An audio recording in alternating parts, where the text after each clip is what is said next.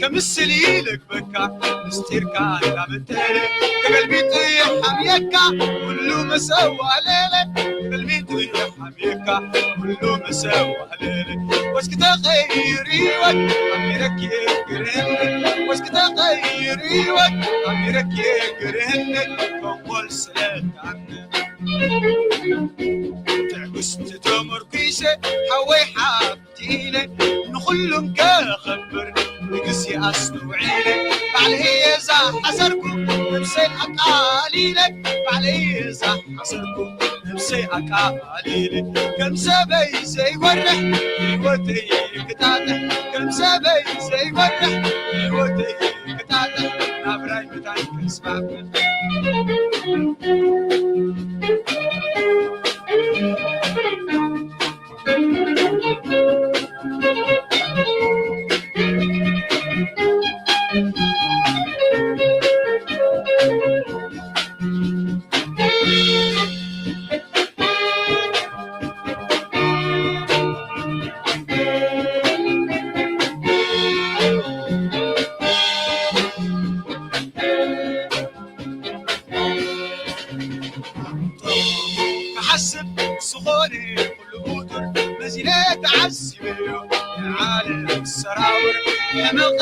سكيمة بهرسة تصور لمقي سكيمة بهرسة تصور نبر عالم بدينيو نواتك بريو نبر عالم بدينيو نواتك بريو تميم أحمد أحوال كرهنتي درعي تبدني نتنقل أحمقية وكيد آية تعني كلمة أعدنية أخي تعشوني يخيمية أعدنية أخي تعشوني أي عالم كنا شبكي حلمة أي عالم كنا شبكي حلمة كل التمني معنا أي عالم كنا شبكي حلمة أي عالم كنا شبكي حلمة كل التمني معنا نبر عالم بدينية نواتك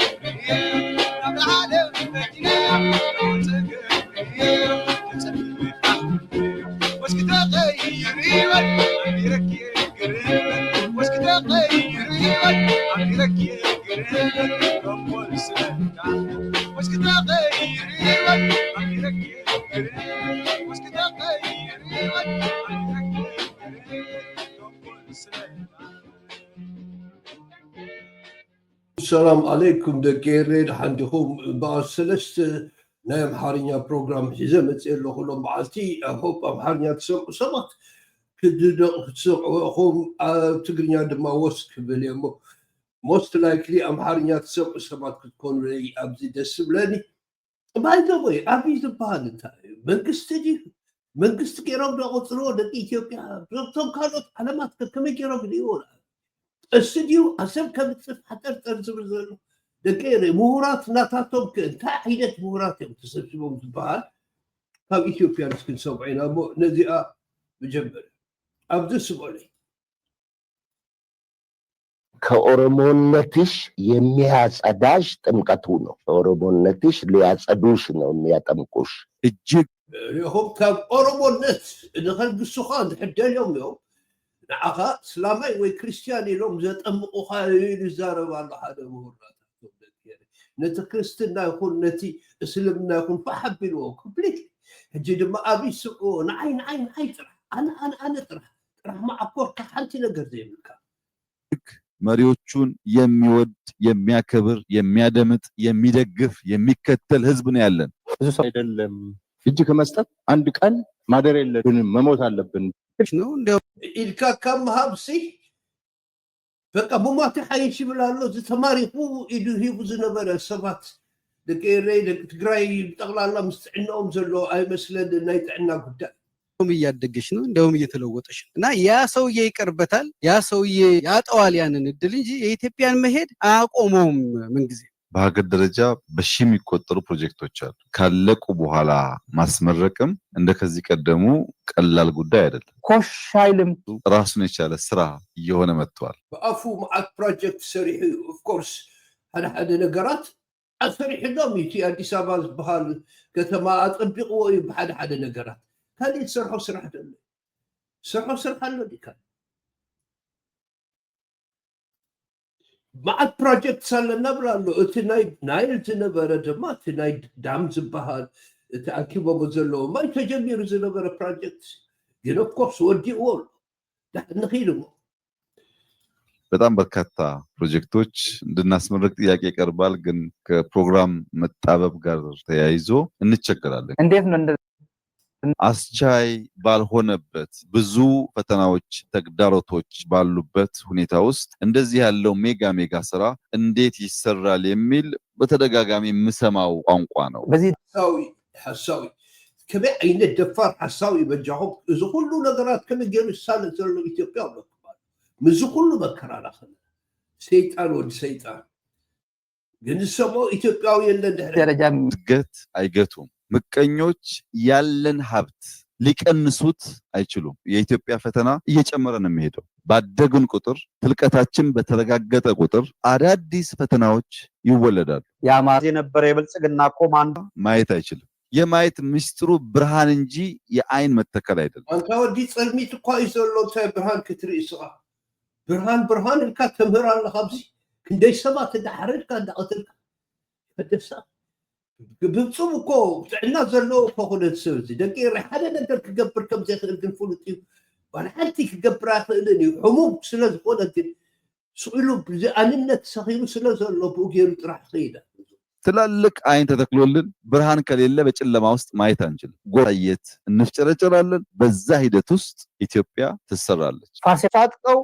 ያንን ትልቅ ሀገር የመስራት እድል በእጅ ያለ ትውልድ ነኝ ስንል ክብር ሲሰማን ሀገር የሚያቅሰው ክብር የሚሰማው ሰው ተክቶ ለመስራት አንዷን ቀን እንደ ብዙ ቀን ለመጠቀም እድል አድርጎ ስለሚወስድ ታላይ ኳ ከመገርካ አኻስራ እድልቶም ኢትዮጵያንስ ሐመት ተቀብረም ዘላ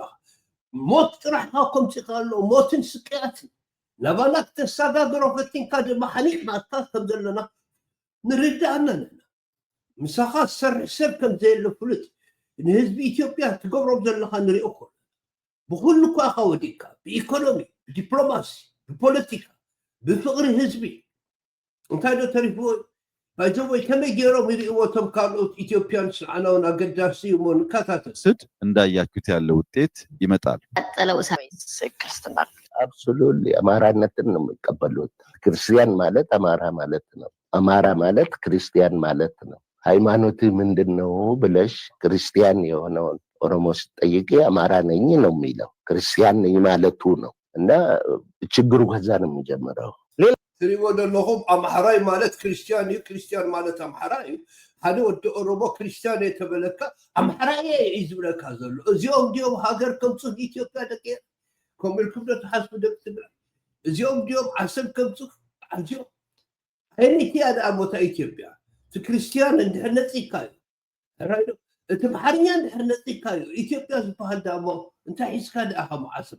ብላው በጣም የሚያጸዳሽ ጥምቀቱ ነው ኦሮሞነትሽ ሊያጸዱሽ ነው የሚያጠምቁሽ አንድን ህዝብ ስታስገብሪ ሶስት ነገሮች አብሮ ይሄዳሉ መሬቱን ትነጥቂዋለሽ ከዛ exactly ከምዝ ትገውሩና ትደል ይዘለኹም ካባና ዝውሰድ መሬት ግን የለን ንሓደ ህዝብ ክትጥፈኦ ተደለኻ ይትብል ዘሎ ደቂረ ሓዲኡ መሬቱ ምውሳድ በኋላ ደግሞ አንጎሉን ትለውጪዋለሽ ካልአይ ድማ አንጎል ክትልውጦለካ ንሓና ኢትዮጵያውያን ይኹም ኢልኩም ክትእምኑና ኣለኹም እሱ ድማ 0-0 ዝሰርዕ ክልቲኡ ወዲቕኩም ማለት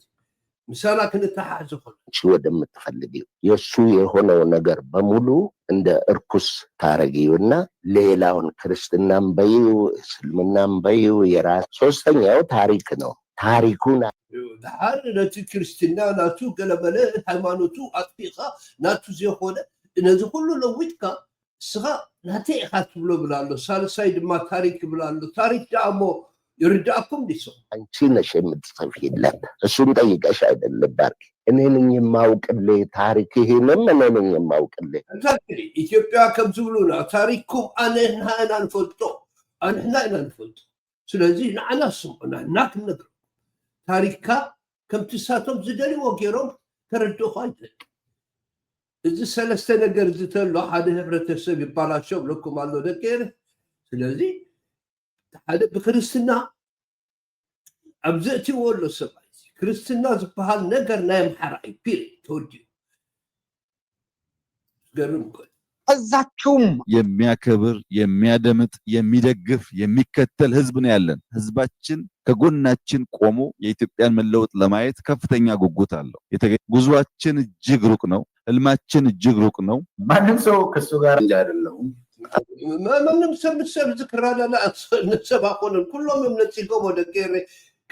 ጥሩ አልመለሱም በቀደ በግልጽ ለማስቀመጥ ሁላችንስ የሚያቀፍ አንድ ኢትዮጵያዊነት የሚባል ነገር አለ ኢትዮጵያዊነት ባህል ነገር የምትሕሶሳቱ ከሌ ነገር ስለዚህ ዝመጽ ፖርት የለን ኢትዮጵያ ዝባል ለአንተ ዝመጽ የለን ህጅባር መንግስት ዝባል ከአለ ነው ሓፂር አለ ነው ናብዝ ብልትድታለ ናብቶም ንፉዓት ኢትዮጵያ ምሁራን ከይዲና ኢንጂነር እዚ ብጣዕሚ ንቑሕ ኢንጂነር ይልቃል በሃል እንታይ መልስኸ ወደይ እስከ ንስማዕ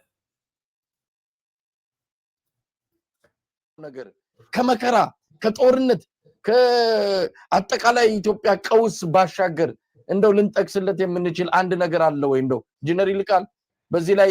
በጣም የዋህ ሆነ ገለልተኛ ሆነ አስተያየት እንድሰጥ ነው ምክንያቱም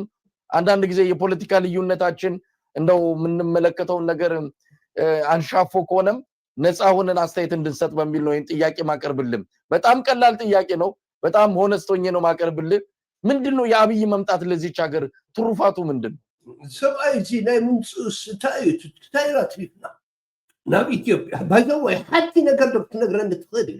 ጽቡቕ ነገር ናይ አብይ እዚ ባህሪ ከምፃልኩም የዝብሎም ዘሎ እዚኦም እዮም ድማ ቶም ኢትዮጵያንስ ደቀይረ ይስምዑ ንበሳይ መጀመሪያ ለምን ራስን በዚህ ደረጃ ትጠራጠራለህ ከቀጣፊና ከውሸታም ጋራ ምንም እንደዚህ አይነት ሰዎች ሁሉ ጊዜ አሉ ካዲዎች ውሸታሞች ቀጣፊዎች ደመጣጦች ባለም ታሪክም ነበሩ ቅድም እንዳልኩ ያ የተጻፈው መጽሐፍ የተጻፈበት ዘመን ላይ እንደዚህ አይነት ሰዎች ነበሩ ምን ሰውን ያሰለፉ የሚያርዱ ቢገሉ ሰዎች እና ከም ሓደ ቀታል ከም ሓደ ሓሳዊ ከም ሓደ ኣብ ታሪክ ተጻሕፉ ብዙሓት ርጉማት ከምኡ እዚ ከመጌርካ ይትሪኦን ከመጌርካ ትጠራጥ ዛዕባ ሐሲብካዮ ዘለካ ብዛዕባ ይዝሮ አይናችን የምናቀውን በዘመናችን ያለውን ነገር ለምንድን ነው እነዚህ ሰዎች እንዲነግሩ የምትፈልገው በሙስና እስከ አንገታቸው የተዘፈቁ ሰዎች ምንም አይነት ብቃት የሌላቸው ሰዎች የኢህአዴግ ርግጋፊ የሆኑ ሰዎች ሌላ አንተ እንደተሳሳት ካርገ ኖርማቲቭ ስቴትመንት ለምንድን ነው የምትሰጥ አንተ ምንም እነዚህን ሰዎች ጠራርጎ ከማባረር ውጪ የምንም ነገር የኢትዮጵያዊነት እሴት የላቸው ከሃዲዎች ውሸታሞች ባለም መድረክ በየትኛው መንገድ የተናቁ ጎረቤቶቻችን የተናቁ በራሳቸው የሚሰሩትን የማያውቁ ጧት የተናገሩትን ማታ የማይደግሙ እና ስለነዚህ ሰዎች ደግሞ እኔ እንዲሁኝ እንደሆነ ያላየሁት ነገር ካለ ምን አገሪቷን በጦርነት እንዳለ ግራቀኛ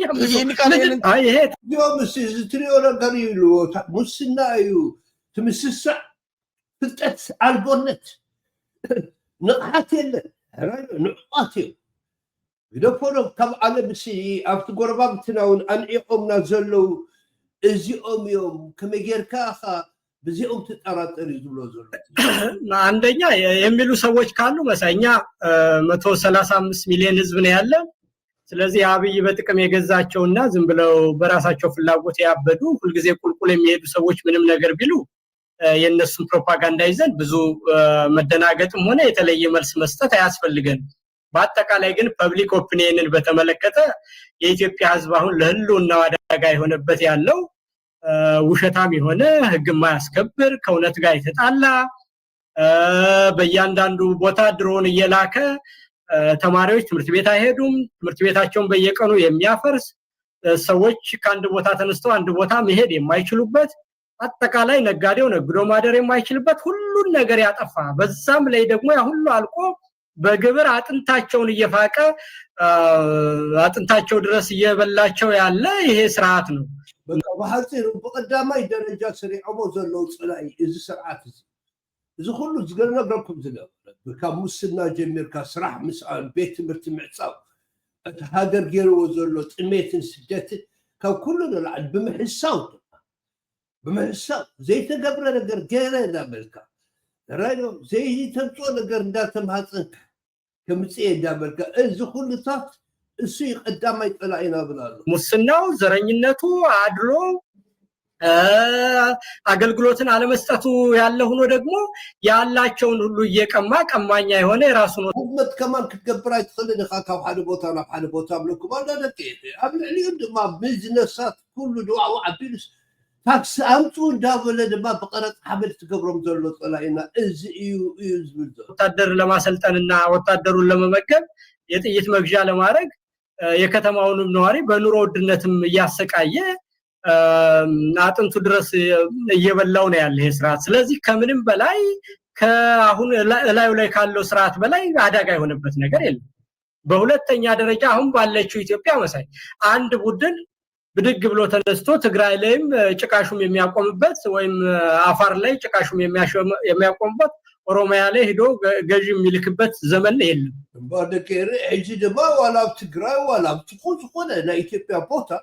ባዕላቶም ዝሻማ ሽመት ትገብሩ ኣብ ትግራይ ምሳሌ ትግራይ ድላዮም ይሾም ኣብ ኦሮሞ ከምኡ ካብ ቁጥጥር ካብ ወፃኢ መንግስቲ ካኸ ኢሉ ይስሓቶ ዘሎ ሕጂ ደቂር የራስ አስተዳደር ራሱን የቻለ የተፈጠረ ነገር ኦርደር ኦፍ ዘ ዴይ ሆኗል። ስለዚህ የየአካባቢውን ኮንስቲትዩንሲ የሚወክል ኃይል መምጣት ግዴታ ይሆናል ማለት ነው። የትግራይን ፖለቲካ አሁን አማራ ሄዶ እዛ ሂጅ ትግራይን አስተዳድራለሁ ማለት አይችልም። በየትኛውም መንገድ የትግራይን ኃይል ወክሎ የሚመጣው ከራሱ ከትግራይ በጠመንጃም ይሁን በፖለቲካ ሌጂቲሜሲ አግኝቶ የመጣ ኃይል ነው። ዋት ታጥቦ ተቀሽሮ ይምጣ ወይም ደግሞ ሌላ ኃይል ሆኖ ይምጣ ቲዲኤፍ ሆኖ ይምጣ በምንም አይነት የትግራይን ህዝብ ልብና አምሮ ይዘው የመጣው ኃይል የትግራይ ወኪል ይሆናል ማለት። ስለዚህ ያንን እኔ የትግራይን ወኪል የአማራ ሄዶ አንተ ወኪል አይደለም ሌላ ወኪል አምጣ የሚልበት ምንም ምክንያት የለውም። ወላ አንተ ከገብራ ክልኒው ኣብ ትግራይ ዘሎ ወኪሉ ዝፈልጥ ህዝቢ አደም ሓራውን ኮብ አድ ኦሮሞን ኮብ አነ ወኪል ካይል ካመጽኻሲ ከተዕገርገር አይትኽእልን ካብ ኢትዮጵያ ሕጂ ዝብዘሉ። ስለዚህ የትግራይን ልብና አምሮ ይዘው የመጣው የፖለቲካ ኃይል ሁሉ የኢትዮጵያን ሁኔታ ለመበየን ከዛ ጋር መስራት ግዴታ ነው። ከዛ ያለፈ እንደሆነ ደግሞ ኤርትራን አሁን ወራለው ወደባ መጣለው ያለ የፎከረ የሸለለ ዛሬ መጣውብ ነገ መጣውብ በሚልበት ሁኔታ የኤርትራ መንግስት ደግሞ በውጭ ጉዳይ ፖሊሲ መሰረት ሊያጠፋው ያለን ስርዓት ራሱን እዛው እንዲገታ የሚችለውን ያህል ማድረጉ ይሄ ቀጠናውን እየረበሸ ኃይል ሱዳንንም እየረበሸ ነው፣ ሶማሌንም እየረበሸ ነው፣ ጅቡቲንም እየረበሸ ነው። እነዚህ ኃይሎች ሁሉ አጠቃላይ ቀጠናውንም ስለሚረብሽ ዓለምንም አስተባብረን ጎረቤቶቻችንንም አስተባብረን የኢትዮጵያ ኃይሎችም ተባብረን ስርዓትን በአካባቢው እያጠፋ ያለውንና ሀገር እያጠፋ ህብረተሰብን እያጠፋ ያለውን ስርዓት አባሮ ሌላ ስርዓት መመስረት የኢትዮጵያውያን ሁሉ ኃላፊነት ነው። ስለዚህ ኃላፊነት ላይ ብሎኩም ባለ ደቂር እዚ ንባጽ ዶን አሰብቶ ከለ እንዳበለ ዝዕገርግር ዘሎ ሓደ ስራቂ ኩላትና ኮይና ተሓባቢርና ምስ ሱዳን ምስ ሶማሊያ ምስ ጅቡቲ ምስ ኤርትራን ኢትዮጵያውያን ንሕና ናትና ኃላፊነት ምስኦም ኮንካ ነዚ ሰፈር ረብሽ ዘሎ ጎረምሳ ምፅራቅ ጥራሕ ይብለኩም ኣሎ እዚ ድማ መድሓኒት ካልእ ነገር ስለዚህ ተራዳዲና ለና ትጽምዶ ማለት እኮ እዚ እኮ ትጽምዶ ተጻሚ ክነፍሩሰ ኢላ ማለት እዩ። ስለዚህ እትጽምዶ ሓሪፍ ፖለቲካ ፊሎሶፊ ኮይኑ ረኺበ የለኹ እሶም ከማን በዚህ ደረጃ የሚደረግ ግንኙነት ለጥያቄ የሚበቃም አይደለም መሳይ። ህዝቡም ደግሞ ይሄንን በሚገባ ተገንዝቦት አንድ አይነት አመለካከት ይዞ ወደ አንድ አቅጣጫ ያያየ ስለሆነ እኔ ብዙም ያነጋግር ደረጃ ላይ ያለን አይመስለኝም መሳይ። እንደው ጀነራል ቃል በመጨረሻ ያውኑን አገዛዝ እንግዲህ በማህበራዊ በኢኮኖሚ በሁሉ ነገር ኪሳራ ገጥሞታል። አሁን ወደባ አመጣለው ባርበር አመጣለው እያለ በኪራይ እንኳን እንዳናገኝ በቀጣይ በኪራይ የምናገኝባቸው ሀገራትን ጭምር እየተጣላና እየተቋረፈ ዛሬ ጅቡቲ ከግብጽ ጋር እየተፈራረመች ነው። ነገ ከነገ ወዲያ የጅቡቲ የምናገኝበት በገንዘብ እንኳን በኪራይ እንኳን የምናገኝበት ወደብ እንዳይኖር እያደረገ ነው። ከኤርትራ ተጣልቷል። የሱዳን ጉዳይ እያከተመ ነው። ሶማሊያም የጸጥታው ጉዳይ ባለበት ሁኔታ ወደብ ልናገኝ የምንችልበት እድል የለንም።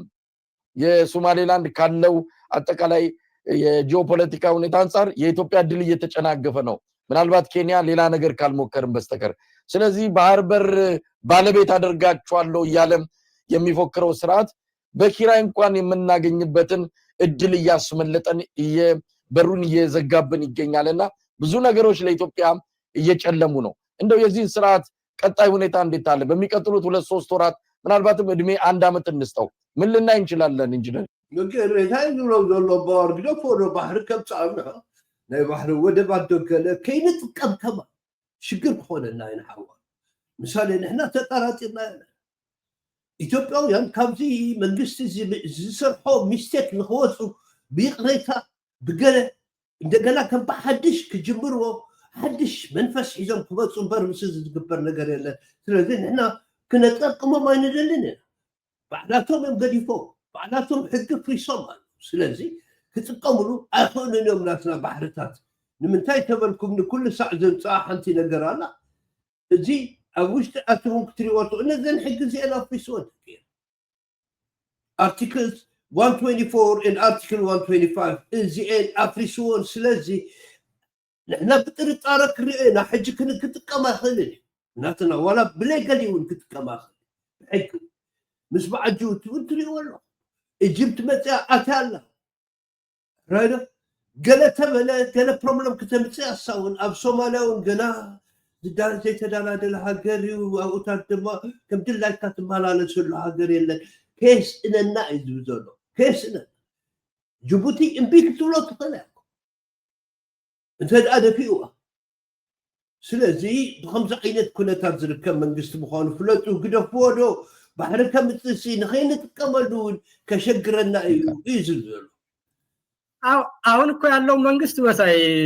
መንግስት ልትለው አትችልም። የኢህአዴግ ኣብዚ እቲ ኢንትረስቲንግ ነገራት መንግስቲ ክበሃል ከኣልዶ ከመንግስትነት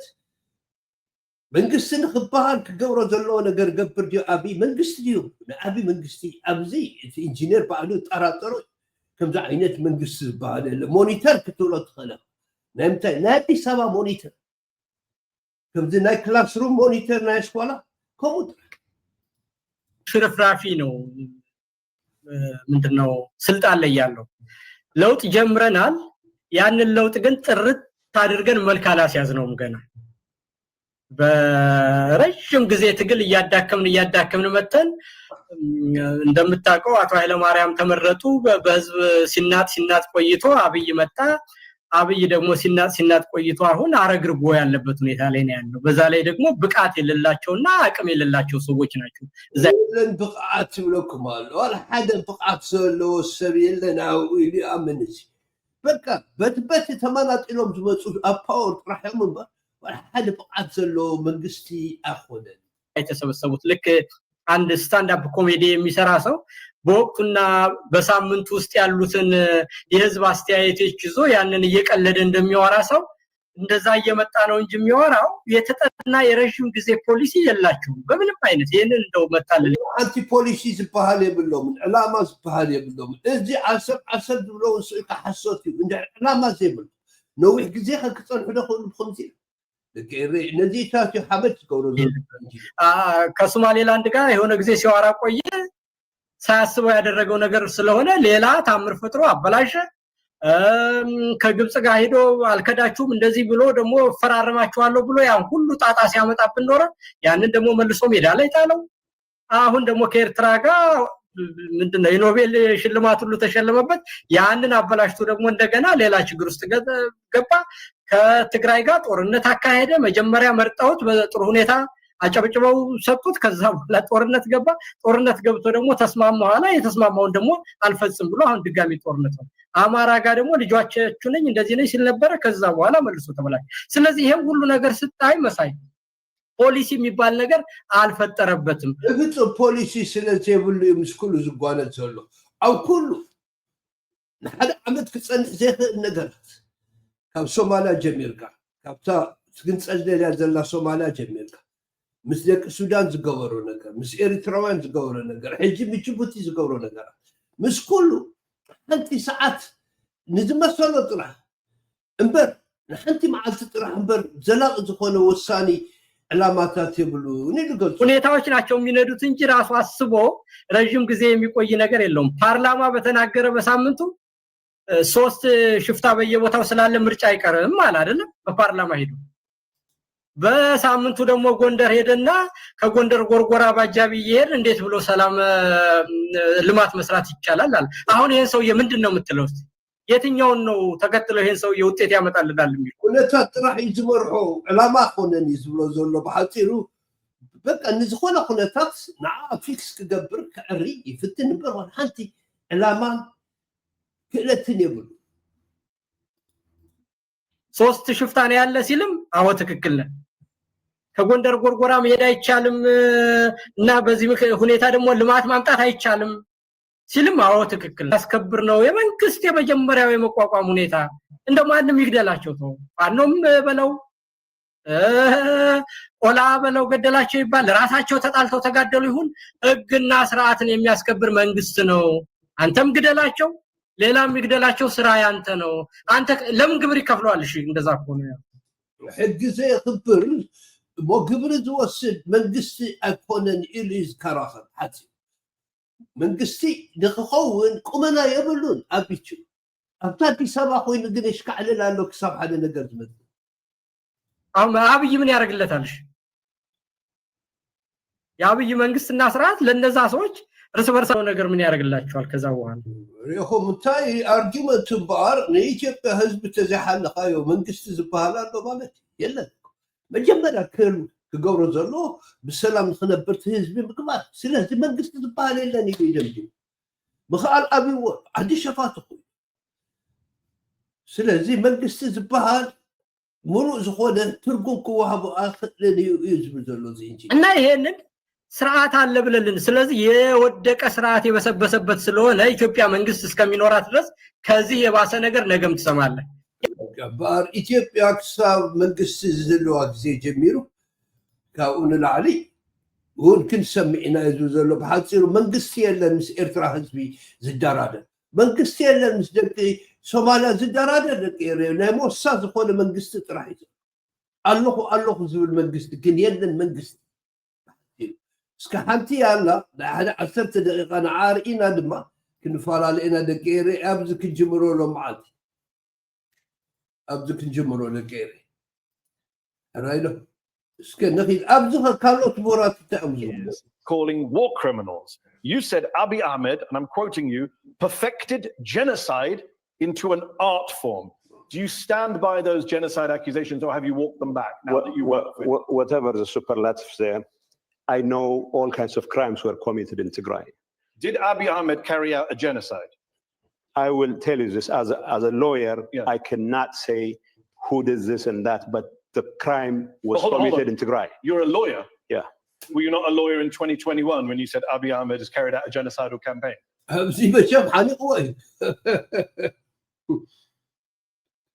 ብደቢ ኣፅኒዖም እዮም ዝመፁ ደቂ ስእልካ ትዋታለ ኣብዚ ቴክኖሎጂካል ዓለም እዚ ጌታቸው ኢልካ ጣዕጣዕ ተብል መፃልካ ኢንፎርሜሽን እንታይ ይብል ነይሩ ቅድሚ ሕጂ እዚ ውሩይ ናይ ትግራይ ዝነበረ እውነት ክደ ነገር ዝነግሮም ዝነበረ ሕጂ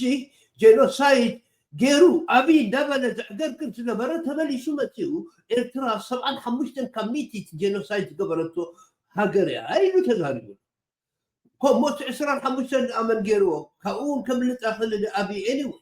هذا percent يكون 3% 100% يكون ده كم ميتي جنوسايد تجير كأخا anyway موتيش أني وأبغى أتيل زلوا كده شو شجع لذي جنوسايد تبنيركا الجيمس بانكستي سرح زلوا هنا مو جنوسايد بزبها الدم صخا تصنعدها تصنعدها هر لوير أنا كزارب أخلني مو لوير نير كان دخا شعوس طبقة نير كان دخا أبتوان تزارب اللي كايلي حنيق ودكير. Yeah, I was a lawyer when you said Abiy committed genocide on the people of Tigray. I was a lawyer. شعوب واللوير نير كا أبي شي قبل على تجارب جينوسايد فتصم كتب كلها شعون لوير نيركا يقولوا زلو لوير مالك طبقه. And I was in the heat of a conflict that was claiming the lives of hundreds of thousands of So people. was it a genocide or not? I believe genocide has been committed in Tigray. By Abiy Ahmed? Well, I have to be responsible for my words now. Of course, yes, it kind of already. Genocide تجرب دو تجري له هو من بأبي دي تبلص نو زرباي كما حيش كخلال اللي تزاري كان كسيس كان أمريكا تكو أخذ الحكي هاتشو وي كما حي جبرنا أبقى أنتزود. So you weren't responsible. And I before. am ready to stand by my position that Hold on, genocide has been I'm committed. confused. Just to clarify for the audience watching, you still believe it was a genocide, Yes. but you're not willing to say he did the genocide. Yes. It was a genocide. Okay, genocide الله تبل الله. السوي غير وقت بلا يدخلني أو قدمي public أو قدمي. It just happened by itself. No. بعلو ديو happen غيره. بعلو ديو happen غيره genocide. بعلو ديو تسريح ولا ده ريب بحدا هم interrupt قبلكم علىهم. أنت بدأ بكسر. There were so many actors involved. Okay. So what I'm saying is, was he one of them? Well, the war up on Tigray was led by Prime Minister Abiy Ahmed himself. بعد كده أبزي قرقيرو بمو يلن دخات بزلخا جبر دخات بزلخا يلن بعلو دي تجرو سايتجرو تقولوا نو كالوت أكترات نيرو كالوت سبات نيرو ما حد يقدي فوريهم ما يندك سبات حريف أب آخر وما حد يوم أبيدي تقولوس يعني تحتني من اللبك أما ترشاد ما حد يوم أبيدي تقولو دقتيلو أبا حيزوه ما شاء السيز مرحن يرت من دستيلو بعلو دما كونتراديكتير أرك تركي سبعلو بالتي أمين. So he led the genocide. I mean, we don't have to be that specific. We do. He led the war. That's why we invited you here to find out your views. He led the war. جينوسايد غيرو يتغلس نو بزيزك نبلا نخدنا لا زي مسنا إثيوبيا نستقورو غازيتا كتب لي خامس خالص يجي كوت في يوم ويتبل ويتبل هو قضيت بعد ما حيزومه مسحق غيرو ثم سبات. So I will give him the opportunity to defend himself in public, in court. Okay. What I'm saying is all kinds of crimes. You mentioned crimes, ethnic cleansing, genocide were committed. As a matter of fact, he was very close. ما دا مو كوميت غيرو تبليس كاس كم تكتب الجيتاتشو بتاع تحفر ما تعرفش أبزز ولا كاي ودكت كي مثلك I don't know هاي كتب كم تقول دار حجي أود هاك تصل حجو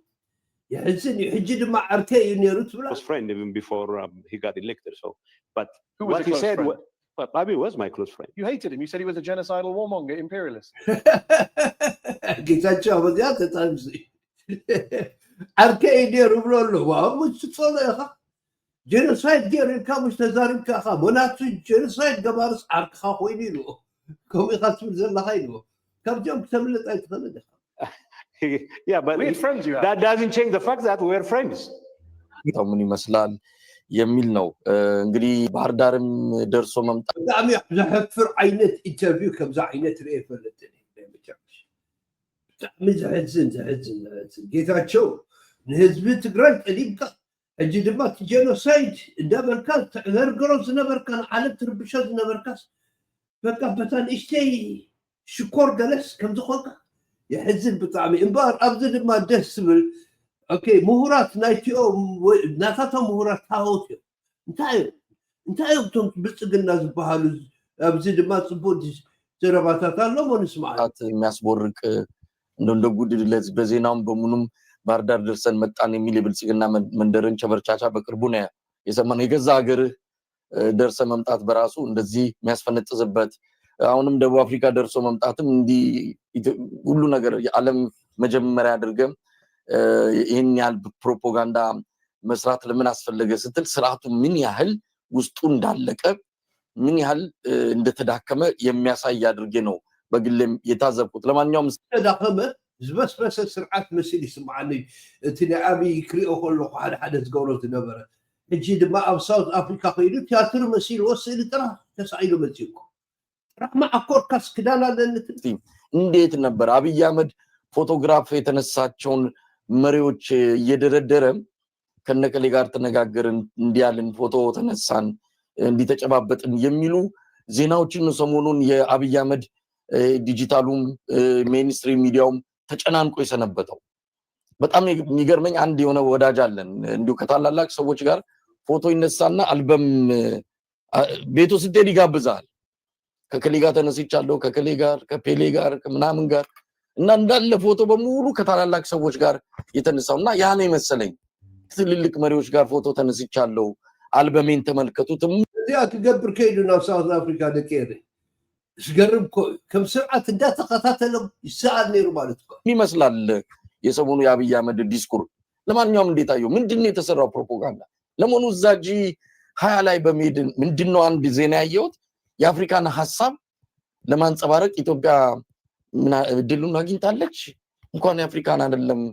የራሳችን ሐሳብ እዚህ ሀገርን እንደዚህ አይነት መከራ ውስጥ የከተተ መደመር በሚል የእብደት ፍልስፍና ሀገርን እንደዚህ አይነት አደጋ ውስጥ የከተተ ሰው ደቡብ አፍሪካ ይጀ ለአፍሪካ የሚጠቅም ሐሳብ አቀረብኩ ብሎ ለራሱ ሽልማት ለራሱ ጭብጨባ የሚሰጥ እንዲህ አይነት እብድ መሪ እውነት መቼም ዓለም አይታጣቅም ኢትዮጵያ ላይ የመጀመሪያው ተፈጥሯል ለማንኛውም እንዴ ብልጽግና አልኩ ኢህአደግ ካድሬውም በሙሉ ደብዳቤ በመንግስት ነጥብ ግማሽ እንትን ተዘሎ በታለፈንት በኢንማስ ነው ዩኒቨርሲቲ ገብቶ ዲግሪ ምናምን እንዲታደሉ የተደረገ ረሆም በኢህአደግ ጊዜ ብለኩም አሎ ደቀረ ዋን ወያነ ማዕሰቢ ዲግሪታት ወሲድ ዋላ ካብ ሻውዓይ ክፍሊ አቢቡን ካብታት ከብገለ ገይሩ ፒኤችዲ ገለ ብሎ ዘሎ ማዕሰብ ዘይተማረ ከመይ ገይሮም ምሁራቶም ናቶም ምሁራት እንታይ ምዃኑ ክነግር ከሎ ወይ ሕዝርኩም መጽ እንዲያውም አብዛኞቹ እነዚህ የድህረ ምረቃ ትምህርት ቤቶች ከመንግስት ደብዳቤ ይዞ ከሚመጣ ተማሪ ውጪ በግል የሚያመለክቱ ተማሪዎችን እንዳትቀበሉ ተብሎላ መመሪያ የተሰጠበት ሁኔታ ነው እና አንዳንዶቹ አሁን ስታያቸው ገሌ ሁለት ማስተር አለው ገሌ ከቻይና የሚባል ዩኒቨርሲቲ ዶክተር ምናምን እንትሆነዋል ብዙዎቹ ምናምን ነገር ግን ምን መሰለ አንዳንዴ ዲግሪ የማይሸፍነው ዲግሪ የማይለውጠው ድድብና በጣም ደስ ብላ ዘራርባ ይዘከረ ትምህርት ሆነ ነው ትምህርት እኮ ለትልቦና ኻይ ዘሃንጾም ካሊሰማ ይገብረካል ወዲ ሰብኮ ሕልና ናቱ ተሐሳስባ አምላክ ዘሃቦ ብሉጽ ዝኾነ ሓንጎል ኣሎ ካብ ካልኦት አራዊታት እንስሳታት ዝበለጥ ራይዶኒ ስለዚህ ሕማቅ ጽቡቕን ዘዋፅኦ ዘይዋፅኦ ንፈልጥ ከይተማሃሮ ትምህርቲ ግን የጠብቐካ ግን ንኸፀብቐካ ለባም ክትከውን ኣለካ ሕልናኻ ጽቡቕ ክኸውን ኣሎ ከምኡ ተኾነ ትምዕብል ተዘይኾነ ግን ዝገደደ ዘደድበካ ካብቲ ዝነበርካ ዘደድበካ ብለካ ኣሎ ስለምንታይ ይመስለኩም ምክንያቱም ንምሳሌ ሓደ ምኩዕ ሰብ ትምህርቲ እንድሕር ተማሂሩ ክምካሓሉ እዩ ዝያዳ ሓደ ስኡል በጥራን ሰብ እንድሕር ዲግሪ ሂብካ እዩ ራይዶ በታ ዲግሪ ገይሩ ክሽቅጥ ይፈልጥ ኢሉ ከዕገርት ክፀቅጥ ክፍትል እዩ ስለዚ ደደብ ትኸውን ማለት እዩ ብዘይ ሕልና ትምህርቲ ዋጋ ይብሉ ንብለኩም ኣሎ ዝወዲ አሁን አብይን ተመልከተው ዶክተር እኔ አንዳንድ ሰዎች ዶክተር አብይ ሲሉ እንትን ነው እኮ በቃ ማሳጅ እያደረጉት ነው እንዳልሆነ እኮ ታውቀዋለህ ገባኝና በጣም ነው የሚያሳዝነው መስፍን እኔ ጥሎ ይወጣል ብዬም ነበር በደዛ አይነት ሁኔታ ጋዜጠኛው ሲያስጨንቀው ማይኩን ወርውሮ ከወንበሩ ተነስቶ ይወጣልም የሚል ነው ምክንያቱም መከላከል በማይችልበት ሁኔታ ነው ወጥሮ ያዘው ጋዜጠኛው በነገራችን ላይ ሙሉን አልተከታተለውም ብንከታተለውም ከዚህ በፊትም አንስተነዋል እንደዚሁ አብይ አህመድ በኤርትራ ላይ ጦርነት ቢከፍት የኖቤል ሽልማቱ መቀማት አለበት ብለህ ታምናለህ ተብሎ ጠይቆ እንዲሁ ዳር ሲል መጨረሻ ላይ ጋዜጠኛው ወጥሮ ሲይዘው ጦርነት ከከፈተማ ሊነጠቅ ይገባል አለ ባለከረ ሐጥዋን ድማ ለዓል ታሕት ነቢሉ ኦኬ እንደ ጦርነት ጀሚሩ አብይ ኣብ ኤርትራ ስኒ እቲ ዝወሰዶ ናይ ኖቤል ሽልማት ናይ ፒስ ናይ ሰላም ክንፈጎሎ دوز نزبار حتى حلق مسفله اما ودعتا ግን ወል እንደ ጦርነት ጀሚሩ ዳው እቲ ንሰላም ዝሃው ሽልማት ኮስቱ ወሎ ሚሉ ተዛሪው አብከለም አቱም ብጣዕሚ يحفر يوم ናይ መጨረሻ ጌታቸው ባዕሉ አትዎ ዘሎ ነገር ዝሕፍር እንታይ ከም ዝኾነ ይፈልጥ ለምን እንታይ ከብኡ መሪጹ አለው ብዙ ጊዜ ፕሮፓጋንዳ በጣም ጥበብ ነው አርት ነው ጉግልስ ኮሚኒስቶቹ ኢቭን የምዕራቡ ሚዲያም ራሱ ፕሮፓጋንዳ ሲሰሩት በጣም አርትፉል በሆነ መንገድ ነው የሚሰራው እንደውም በቃ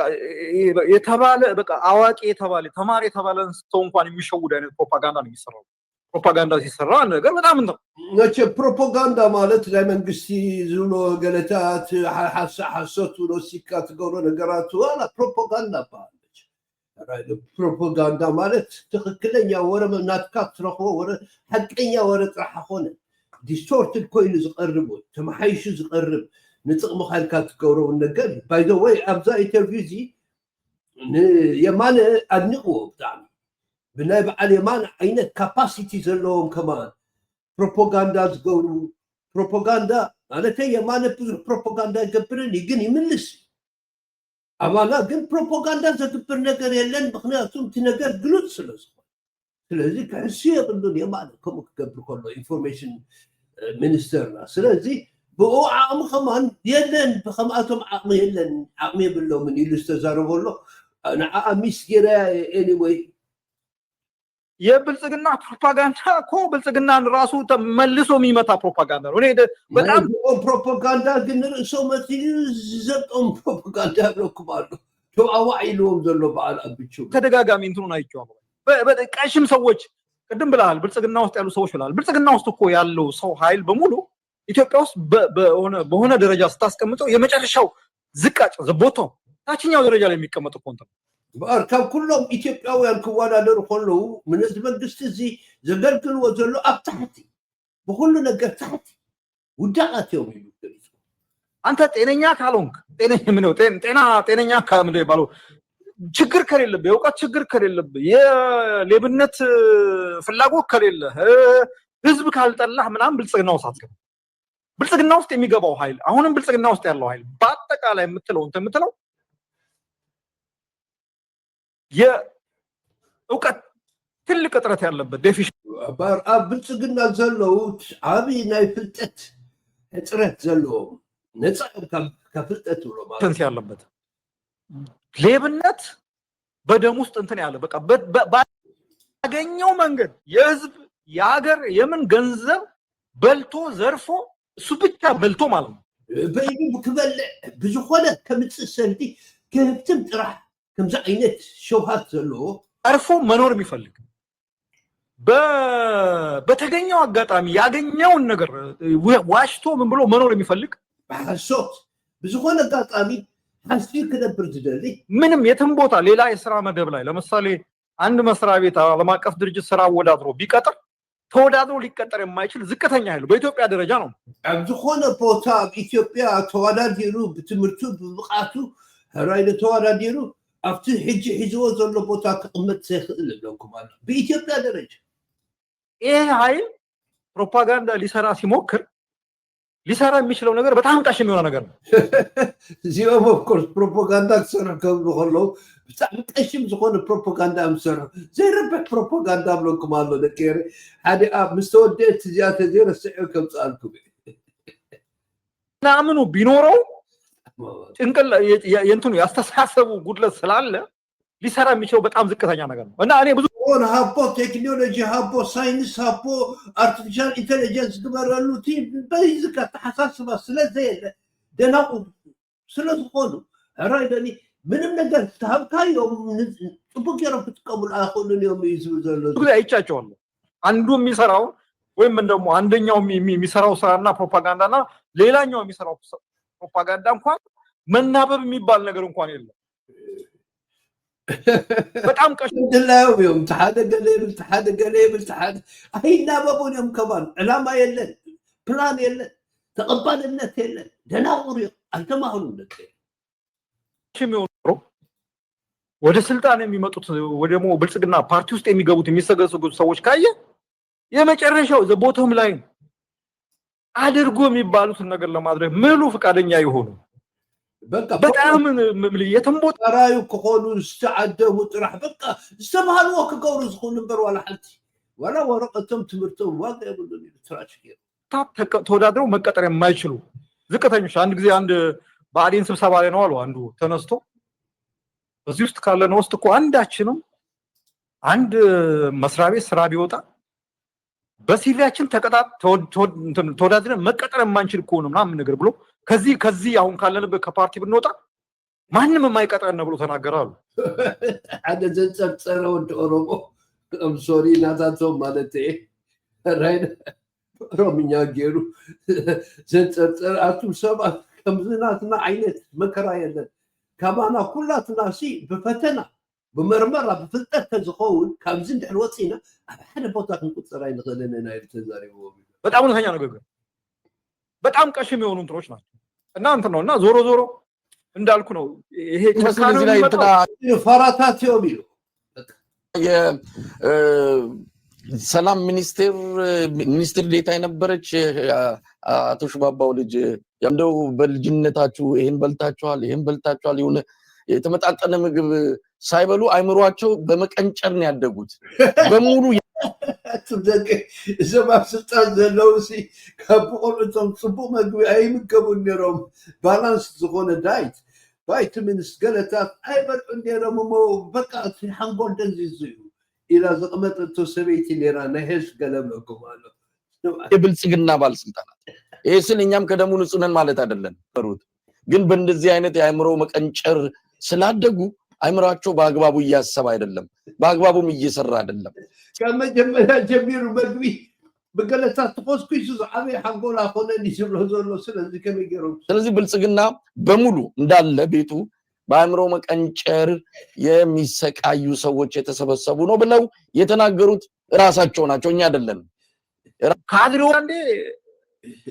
ምንድን ነበር ሼክስፒር ናል የተባለው ትምህርት ይላል ሼክስፒር ነው መሰለኝ በጣም ስማርት የሆነውን ሰው የበለጠ ስማርት ያደርገዋል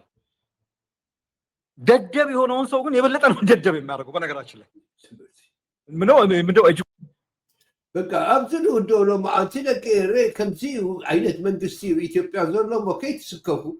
እዚኦም እኮ ዘይሓፍሩ ራይሎ በጣም ዘይሓፍሩ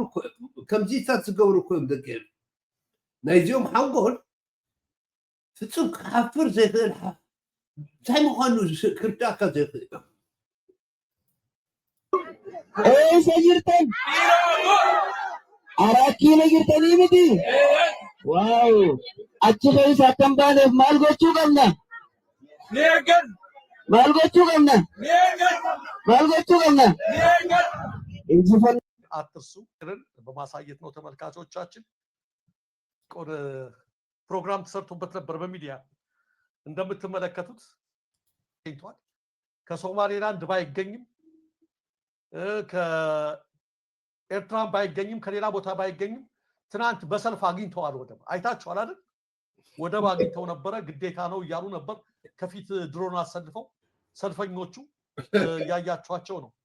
ይኸው የአሰብ ወደብ ተሰርቶ በካርታ በእንትን መፈክር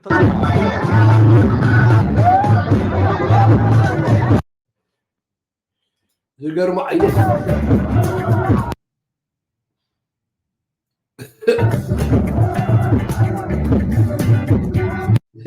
ነዚዮ ምን ክርንቶ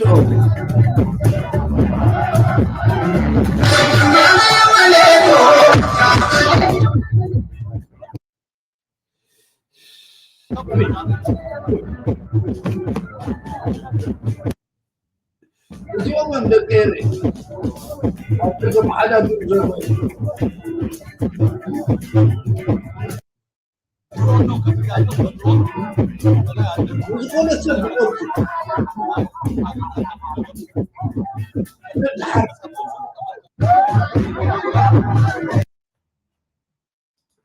እዚኣ ከሪአኩ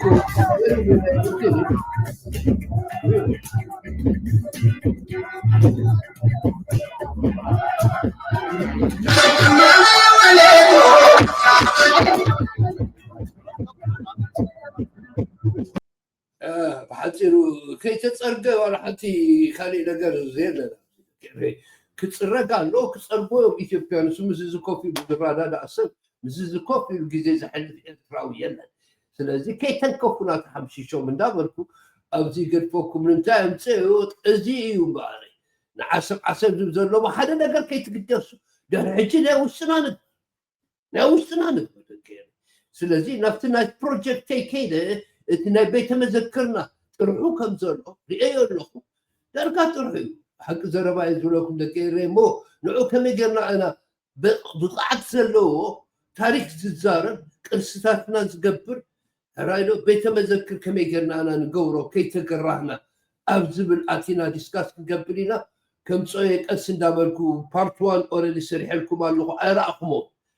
እቲ ናይ ማርያም ግቢ ዝበሃል እሱን ክእቀብ ከም ዘሎ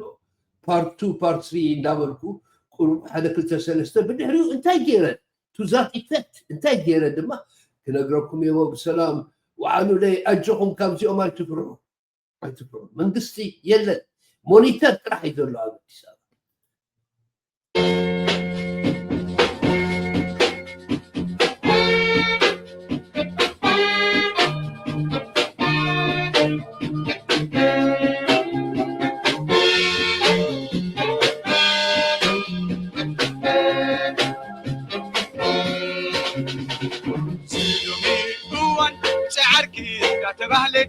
كمسلي لك بكا مستيركا يا متلي قلبي يا حميكا كله مسوى ليلة قلبي يا حميكا كله مسوى ليلة واسكت غيري وك أميرك يقرن واسكت غيري وك أميرك يقرن فوق سلام عنك تعكست تمر فيشه حوي حابتيله نخلهم كخبر نقسي أسوعيلك بعليه زح حسركم نفسي أقاليلك بعليه زح حسركم نفسي أقاليلك كم سبي زي ورح يودي قطاطح كم سبي زي ورح يودي قطاطح نبراي بتاعك اسمعك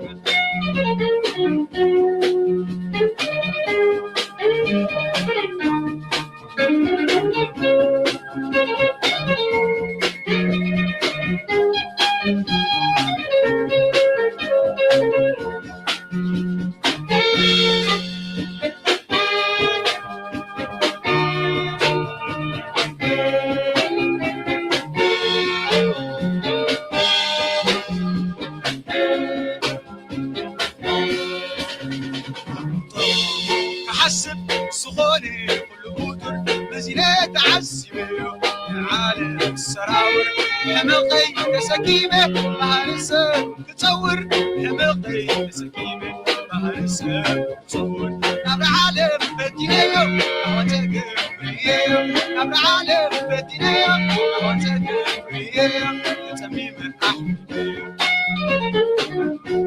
أحبال كرهنتي درعي تبدني نتنقل أحمقيا وكيد آي ترتعني كلمة أعدنية أخي تعشوني يخيمي أعدنية أخي تعشوني أي عالم كنا شبكي الحلمة أي عالم كنا شبكي الحلمة أي عالم كنا شبكي الحلمة أي عالم كنا شبكي الحلمة أبر عالم بدينية أوتك أبر عالم بدينية أوتك واسكت غيري